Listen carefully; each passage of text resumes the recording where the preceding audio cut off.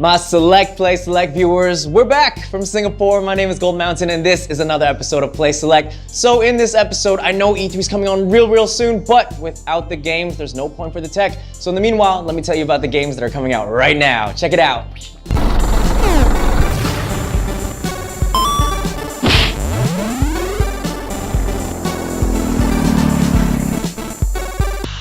So Nintendo is putting a lot of support into the 3DS right now. Now I really love this system and this is another reason why I'm so happy I bought one.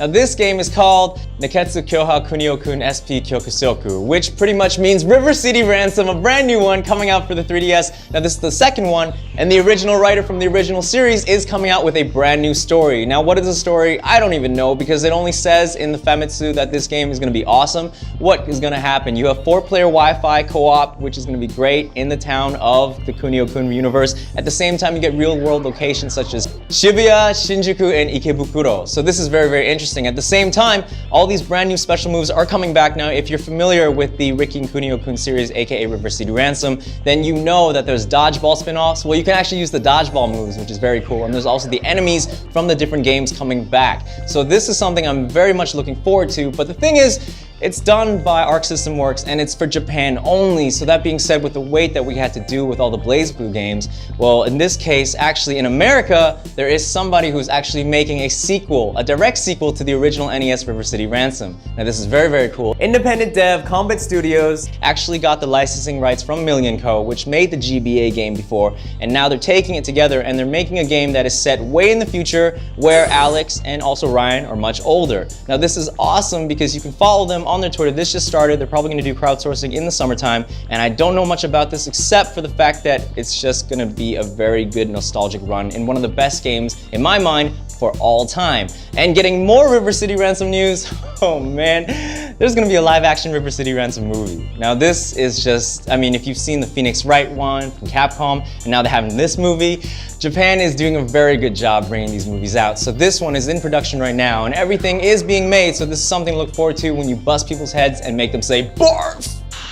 Literally thawing the rights to the Star Wars games from Carbonite, EA strikes a huge deal with the mouse, aka the Iron Man killer, and pretty much has the rights to make all the Star Wars games right now. Now if you think about it, this is amazing because EA Studios has very close ties with several developers such as DICE, BioWare, and also Visceral. Now if you know DICE, then you know Battlefield, you know BioWare, then you know Mass Effect and all the great RPGs, and also if you know Visceral, then you know Dead Space. So think about it, all the games that didn't make it to the light of day, let's list them. DICE, who has the Frostbite 2 engine used in such awesome FPSs such as Battlefield, will most likely use it for Battlefront. Now that's super exciting. BioWare, who has already been making games for Star Wars franchises such as Knights of the Old Republic, if they employ their awesome RPG greatness into another Star Wars games, well, this is going to be really cool. And also, you have Visceral, who made Dead Space. Now, if you think about Dead Space, it's a third-person shooter, and what game didn't make it? The thing that we're really looking forward to, an adult-themed Star Wars game called 1313. So hopefully these 3 games may come out. And if you think about it, if they have all their powers combined, you're gonna have perhaps a brand new X-Wing or even a Dark Forces. Now that's gonna be very exciting, pretty much turning all Star Wars fans' hopes from no into yes. So almost a year ago, back in Play Select episode 2, we mentioned a game called Project Y. Now Project Y was attached to a guy named Shinji Mikami, and if you don't know who Shinji Mikami is in the video game world, I don't know why you're watching the show, but then you're watching the show to learn something, so here you go. Shinji Mikami was the forefather of survival horror in a way because he created Resident Evil, and now he's coming out with a brand new game, a brand new survival horror game that's supposed to change the scope of survival horror for all time, eternity. Now this game is called Psycho Break, aka The Evil Within. You probably heard about the hype about this game, but let me tell you why this game is dope, because on the most recent Famitsu, he gave a very candid interview and he told us facts about this. Now this game is developed by Tango Gameworks, which is a subsidiary of ZeniMax, which is connected to Bethesda, so this is going to be a very big release, and at the same time it's using the ID Tech 5 engine, graphics engine that's going to be used in Doom 4, so it's going to look really good if you've seen this tech working right now. Anyways, in terms of gameplay, or the scant gameplay details that we know, in terms of survival horror, okay, first things first, weapons,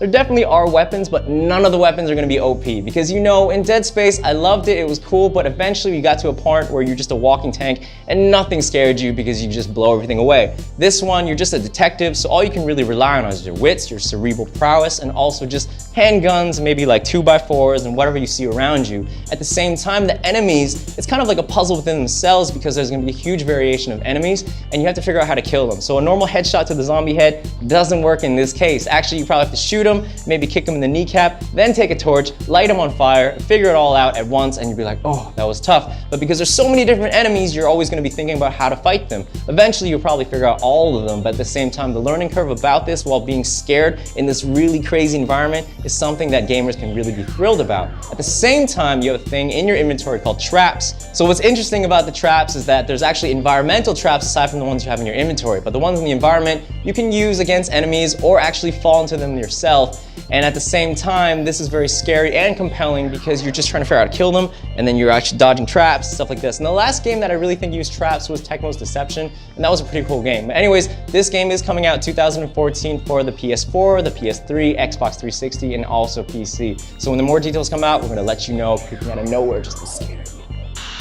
At last, some Atlus news. Now, Atlus is actually really on a roll right now because they have Shin Megami Tensei 4, which I will not talk about this time. I want to get a huge summary of that and give it to you guys next episode. But what I'm here to talk about really is Etrian Odyssey 5. Now, this is just news that's been really trickling down Famitsu again, really filling up all the pages, and I just could not ignore it because this is what this game is. It is a remake of the original, most beloved Etrian Odyssey, and the only difference this time is that there is a real story mode. Well, all of them had stories, but this one, the characters have stories, they have backstories. So what's gonna happen is that you're set with 5 preset characters, and from the characters we know so far, there's a hero class, a protector class, and also a medic class, all fully voiced, so that's a really cool thing. And at the same time, you can actually choose from the story mode to also classic mode. So if you wanna go back and build your guild, you can, build your own different characters and stuff like that. But this one, I'm really looking forward to this because I've been a huge fan of Etrian Odysseys from 1, 2, 3, 4.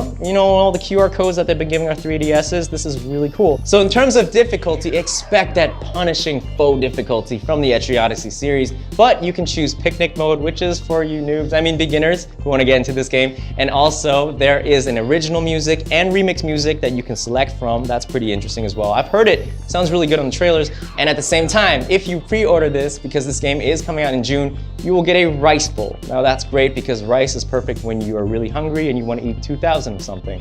So anyways, that being said, Etrian Odyssey 5, oh man, Atlus, you guys, so many good RPGs.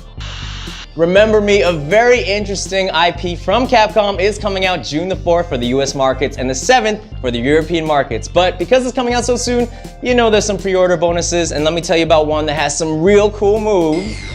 Anyways, the cool moves that you get with this DLC is the Spinning Bird Kick, Chun-Li, Shoryuken from you, and also Guile's Flash Kick. So you can incorporate these moves into your gameplay, which is going to be really, really cool. But at the same time, I'm kind of sad that they don't have the Tetsumaki Sanpikaku, or as some people pronounce, the Dek Dek Bugadesh. But knowing Capcom, maybe it's going to be an on this DLC. But anyways, I'm still looking forward to Remember Me. So. And the crowd has spoken through crowdfunding of raising over $180,000 in support of a brand new game, a spiritual successor to the game Road Rash. Now this game is known as Road Redemption, and it's by indie dev Dark Sea Games, and this looks incredibly brutal. I know why it's a spiritual successor, because it takes that motorcycle racing combat to the next brutal level where you're just chopping dudes' heads off when you're flying in the air, popping a wheelie, going psh. It's just so cool. So anyways, look at the footage, blowing your mind away, but I'll tell you about my thing that I really like about this game. Now there's a lot of game modes that they have. In the game modes, well, they have combat race, police escape, and also ambush, which is exactly what it sounds like. But my personal favorites are these two. Now there's one called Assassin. Pretty much you're chasing one guy through a crowded city. So in a crowded city, you're probably gonna see like hot dog carts, cars, pedestrians, all the things that happen in a busy metro. And at the same time, you're trying to chase and hunt this one guy down. It's gonna be really thrilling. And you move on to the next one that I really think is cool. It's called Escape from Enemy Territory, which you will be on a bike flying on top from building to building, trying to escape from the enemy. Now that is awesome because motorcycles, buildings do not belong, but in gameplay, wonderful. So anyways, this game will be coming out because they reached the goal for the Wii U, PC, and also Xbox Live. So a lot of people are gonna be playing this thing co-op. Come on, join my gang. Some really big JRPG news. Now, Compile Heart, you may know them from Hyperdimension Neptunia, which is a very popular niche title in the West. I don't know why, but you guys really like that moe stuff, and I admit I like it too. But at the same time, they've been teasing this brand new JRPG brand called Galapagos, and their whole mission statement for this is to say that these are JRPGs for the Japanese market, which is kind of like Activision being like Call of Duty for the Western market, let's make more. Anyways, now the reason why I'm mentioning this is because their first game has just been announced and it's called Fairy Fencer F. But this is not the big thing. The big thing is the names attached to this game. Now, if you know your JRPGs, then you probably will recognize the name Yoshitaka Amano and also Nobuo Uematsu. Now, these two guys, an artist and a musician of the Final Fantasy series, are coming together for this, and this is something that I am personally looking forward to because I have all of Amano's books, and in terms of Uematsu, I'm watching him in July when he comes for Distant Worlds in Hong Kong for the first time! Yes, theme of love, guys, who's with me?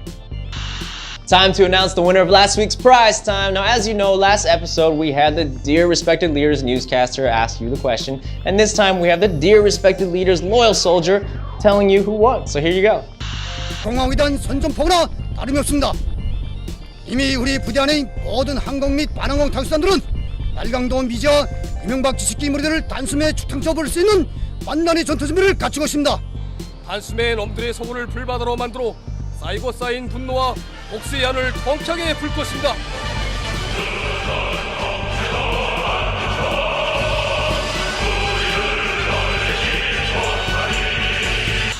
It's that moment you've been waiting for. Prize time! Your favorite moment of the week where I give you free stuff. Not price time, just gotta clear that up. So anyways, ground rules. Prize time works like this. I give you a question, you give me an answer, and if you get it right, I'm gonna give you some swag. No, ground rules. If you know the answer to my question, please put it in our inbox, not the comments. The inbox, not the comments. And where's our inbox? In our Play Asia TV channel. And also, please specify whether or not you want this game for Xbox 360 or PS3. So the game of this week is Injustice: Gods Among Us, and the prize girl's right here. Now, if you skipped ahead, guess what? The prize girl's all over this episode, so nah. So anyways, to the question that you've been waiting for. It's like this. In Injustice: Gods Among Us, from all the characters, who spat on who in the Tunnel of Love? Too real, man. Anyways, that being said, this is another episode of Play Select. My name is Gold Mountain. Thank you guys so much for watching. I missed you guys, and I'll see you guys next week. Peace outside. Subscribe right here.